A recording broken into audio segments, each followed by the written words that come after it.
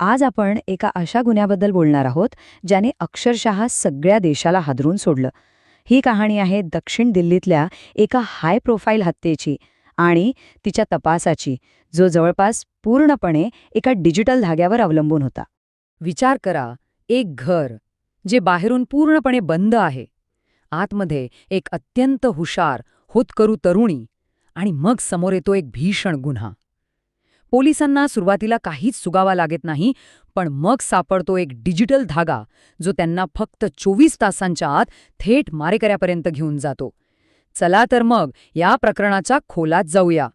ही सगळी घटना नेमकी कशी आणि केव्हा घडली हे समजून घेण्यासाठी आपल्याला त्या 22 एप्रिलच्या सकाळच्या काही महत्त्वाच्या तासांवर लक्ष केंद्रित करावं लागेल. आता हे बघा, इथला घटनाक्रम किती महत्वाचा आहे. सकाळी 5:30ला पालक घरातून बाहेर पडतात. बरोबर 1 तास आणि 9 मिनिटांनी म्हणजे 6:39 आरोपी घरात शिरतो. तो आतमध्ये फक्त 39 मिनिटं होता. 7:20 तो बाहेर पडतो. आणि मग सकाळी 8:30ला जेव्हा पालक परत येतात तेव्हा त्यांना हा सगळा प्रकार दिसतो. म्हणजे जे काही घडलं ते त्या फक्त 40-45 मिनिटांच्या काळात घडलं. या गुन्ह्याची भीषणता तेव्हा आणखीनच वाढते जेव्हा आपण पीडिता आणि आरोपी या दोघांच्या पार्श्वभूमीमधली प्रचंड तफावत पाहतो. जणू काही 2 टोकं. आता बघा, एका बाजूला आहे एक 22 वर्षांची तरुणी, IIT दिल्लीची ग्रॅज्युएट, जी UPSCची तयारी करत होती, एक पुरस्कार विजेती डान्सर, तिचे वडील एक IRS अधिकारी आणि आई डेंटिस्ट. आणि आता दुसऱ्या बाजूला पाहूया, 19 वर्षांचा तरुण, जो याच घरात पूर्वी घरगडी म्हणून कामाला होता. पैशांच्या अफरातफरीमुळे त्याला कामावरून काढून टाकलं होतं. ऑनलाईन गेमिंगच्या व्यसनात तो आकंठ बुडालेला होता. आणि इतकंच नाही तर त्याच्यावर दुसऱ्या एका लैंगिक अत्याचाराचाही आरोप होता.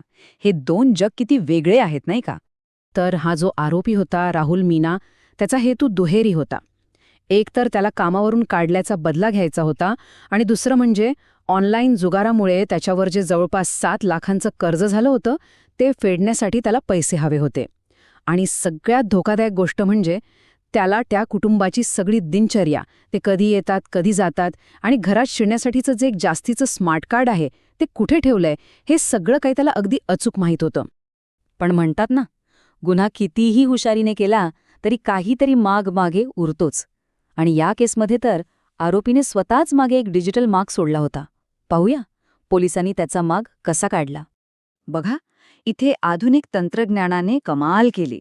सगळ्यात आधी जवळच्याच एका मंदिराच्या CCTVमध्ये आरोपी दिसला. तिथून त्याची ओळख पटली. मग पोलिसांनी डिजिटल सर्व्हेलन्सच्या मदतीने तो कुठे कुठे जातोय यावर लक्ष ठेवायला सुरुवात